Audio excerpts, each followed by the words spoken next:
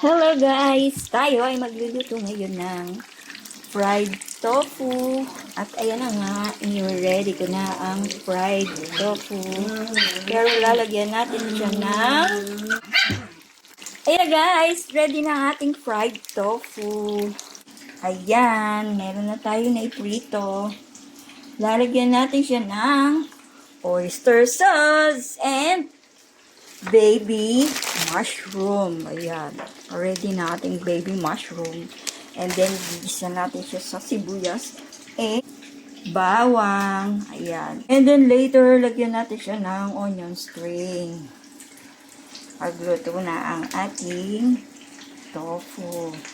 Okay? Ayan guys, malapit nang maluto. I-deep fry natin siya para siya ay crunchy. Crunchy tofu with oyster sauce. Ayan guys, oyster sauce and baby mushroom. Ayan, very cute. Very cute mushroom. At heto na nga guys, luto na ang ating tofu in Tagalog. Tokwa. Tokwa. And, ayan. Ready na rin ang ating baby mushroom in Tagalog, kabute. And, ito ang ating panggisa, bawang at sibuyas. Ayan, mamaya natin ilagay ang sibuyas na matabang hiwa. At saka itong, onion string. Umpisa na natin ang ating pagluluto. Pero iwain muna natin ang maliliit ang ating tokwa. Ito na guys, nahiwa ko na into cubes ang ating tokwa. Ayan.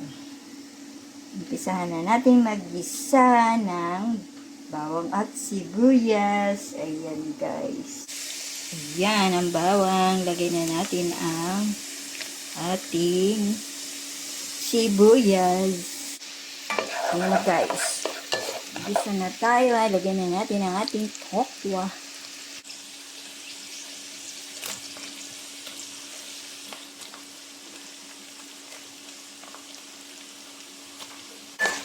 Ayan na guys. Timplahan na natin siya ng oyster sauce and salt at saka black pepper. Ayan guys. Asin. Pamienta. Ayan. Para medyo spicy. At ito na guys. Ilagay na natin lahat ang ating isang paketing oyster sauce. Mamaya natin timplahan ulit. And then, lagyan natin ng konting toyo. Konting pangpaalat. Ayan. Guys, ilagay na natin ang ating baby mushroom. Lahat na natin ang ating baby mushroom. And then, haluin natin. And guys, lagyan natin ng cornstarch para lumapot ang kanyang sabaw. And then, dagdagan natin ng water.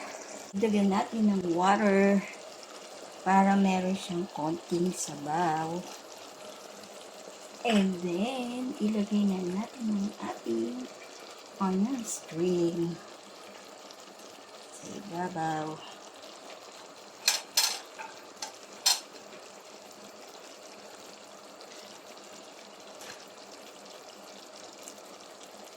Hey guys, luto na ang ating fried tofu with oyster sauce. Ayan. Lagyan natin ito para ang masarap. Actually guys, ilagyan ko siya ng konting brown sugar para manamis-namis.